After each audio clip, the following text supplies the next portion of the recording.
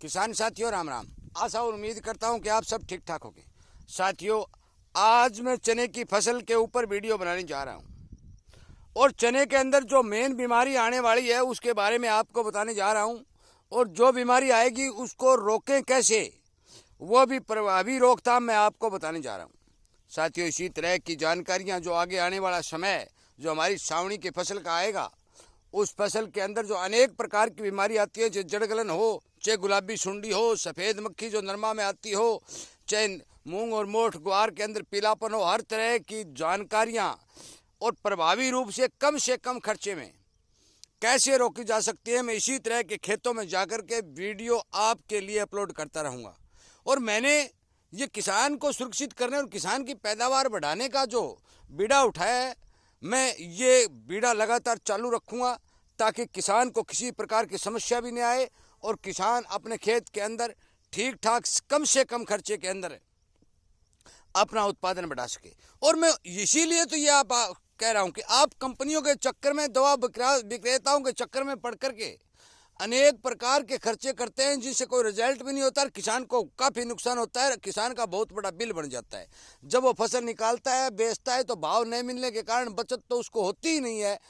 ऊपर से खर्चा इतना बढ़ जाता है कि जो दवा विक्रेता है वो भी पैसे के लेन देन के बारे में पूरा का पूरा ब्याज समेत बिल वसूल करता है। इसलिए साथियों, कुछ दवाई ऐसी हैं जो मैंने वीडियो बना करके अपलोड कर रखी हैं। मूंग मोठ और ग्वार के लिए, नरमा के लिए भी पिछले साल मैंने गुलाबी सुंडी और सफ़ेद मक्खी की प्रभावी रोकथाम के लिए दवा बनाने का तरीका जो है इस वीडियो पर इस चैनल पर शेयर किया था।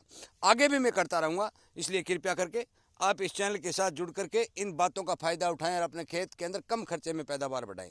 साथियों, चने के अंदर जो मेन बीमारी अब आने वाली है, वो सबसे पहले वो बीमारी आएगी जो हरी लट पैदा होगी, जो कीड़ा पैदा होगा वो चने के दाने को खाता रहेगा। साथियों, उसके बाद साट मारने की समस्या आएगी। देखो, पहले मैं कीड़े की रोकथाम के लिए आपको बताना चाहता हूँ कि अब चने की फसल में जिन किसान भाइयों ने पानी लगा रखा है, देखो बिना पानी की फसल में भी तो नुकसान है, परंतु पानी वाली फसल में ज़्यादा नुकसान है, क्योंकि पानी वाली फसल के अंदर काफ़ी मात्रा में बहुत सुंदर फाल जो है चने ने उठा रखा है।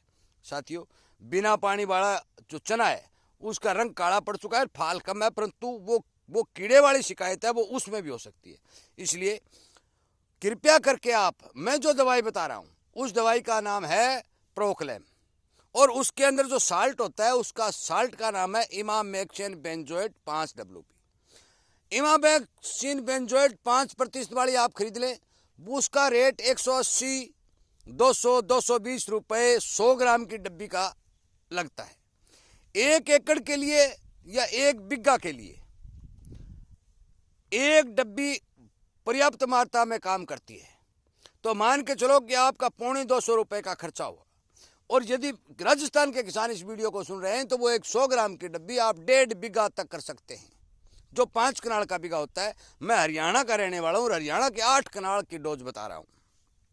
साथियों, इसका इस्तेमाल अब करना बेहद ज़रूरी है। क्यों ज़रूरी है कि छोटी छोटी जो फलियां हैं जो चने के अंदर बननी शुरू हो चुकी हैं, और उन फलियों के अंदर यदि कोई कीड़ा पैदा हो जाएगा तो वो दाने को खाना शुरू कर देगा और उस अपना प्रकोप बढ़ाता रहेगा। क्यों पैदा होगा इस समय? क्योंकि ये जो कीड़े हैं ये फूल के अंदर अंडे देने से पैदा होते हैं। इस बात का विशेष ध्यान रखना है साथियों। और इस स्प्रे का यदि आप यूज कर दोगे तो उसके अंडे नष्ट हो जाएंगे, अंडे नष्ट हो जाएंगे तो कीड़ा नहीं बनेगा।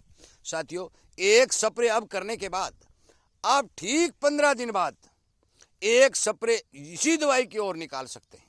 किसी भी प्रकार की कोई भी और दवा मिलाने की इसमें ज़रूरत नहीं होती है। मैं आपको स्पष्ट बता देना चाहता हूँ। जिन किसान भाइयों के चना की फसल अच्छी है, अच्छी चल रही है, उस फसल के अंदर अभी से ही एक स्प्रे निकालना बेहद ज़रूरी है।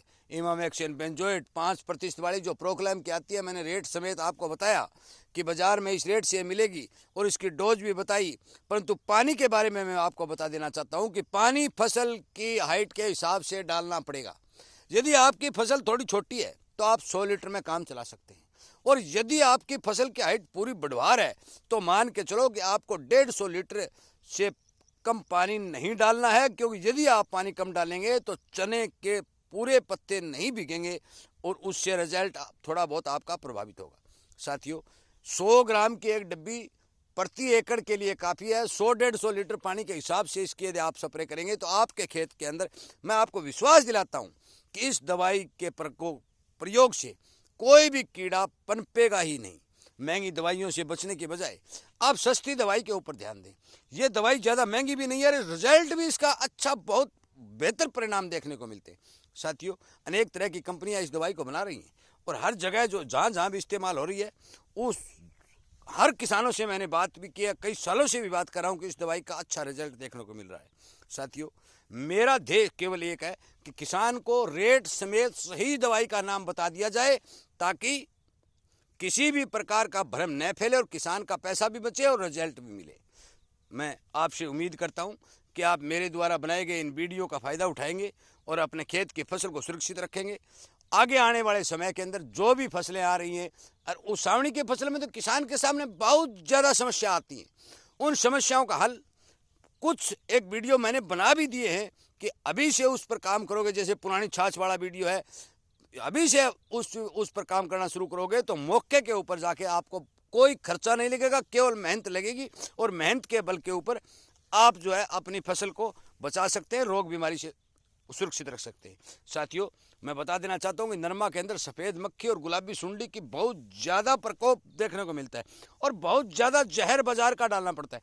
परंतु मैं जो दवाई बताऊँगा उसमें आपको जहर का यूज करना ही नहीं। मैं 100% गारंटी देता हूं कि आपकी फसल में सफ़ेद मक्खी तो 1000%, परंतु गुलाबी सुंडी भी 80% तक कंट्रोल हो जाएगी। ये इस विश्वास के साथ मैं आपको वो जो पिछले साल जो बताया था वही दोबारा वीडियो बना करके सही समय पर अपलोड करूंगा। साथियों, वीडियो सुनने के लिए और किसान हित में काम करने के लिए, किसान को हर एक तरह की जानकारी बताने के लिए मैं आप सबका धन्यवाद भी करता हूं और मैं आपसे उम्मीद भी करता हूं कि आप इस तरह के वीडियो हर किसान तक शेयर करेंगे और उन्हें समझा करके, उन्हें बता करके अब उन्हें फसल बचाने का और कम खर्च करने का तरीका जरूर बताएंगे। इसीलिए मैं आपसे हाथ जोड़कर प्रार्थना करता हूं कि कोई भी किसान बेतुका बेहिसाब का खर्चा न करे, कम से कम खर्च के अंदर भी फसल की बीमारी कंट्रोल करने की कोशिश करे। ज़्यादा नहीं कहता हुआ इन्हीं शब्दों के साथ वीडियो को विराम देता हूं और उम्मीद करता हूं कि आप मेरे द्वारा बताई गई बातों पर ध्यान देंगे और अपनी फसल को सुरक्षित रूप से बचाए रखेंगे। वीडियो सुनने के लिए, लाइक और शेयर करने के लिए आपका बहुत बहुत धन्यवाद।